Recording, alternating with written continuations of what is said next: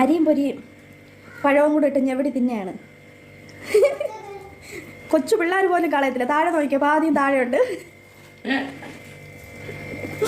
കൈ തട്ടി വന്നതാണ്, ഞാൻ തട്ടിയിട്ടല്ല. ഇത് നല്ലവണ്ണം മിസ്സാക്കണം. നല്ലവണ്ണം മിസ്സാക്കി നല്ല സൂപ്പറായിട്ട് പൊരി രാവിലെ പിടിക്കണം. പൊരി മാത്രമായാലും കുഴപ്പമില്ല. അത് നല്ലവണ്ണം മിസ്സാക്കിയിട്ട് കുഴച്ച് വായിലോട്ട് വെച്ചാൽ അതില്ലേ, കുഴച്ച് ഇങ്ങനെ വെക്കണം. വെച്ചിട്ട് ഇതെങ്ങനെ തിന്ന് നോക്കണം. അത് ഒരു ദിവസത്തെ കാപ്പിക്ക് അത് മതി.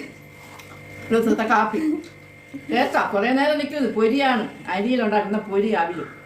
അതുകൊണ്ട് പെട്ടെന്ന് ദഹിക്കില്ല, നമ്മളെ വയറ്റിൽ കിടക്കും. കുറേ കഴിയുമ്പോൾ വെള്ളം താ ചോദിക്കും. കുറച്ചൊക്കെ കഴിഞ്ഞിട്ട് കൊല്ലണ്ടേ പോരില്ല. അതാണ് പൊരി അവിലിൻ്റെ പ്രത്യേകത.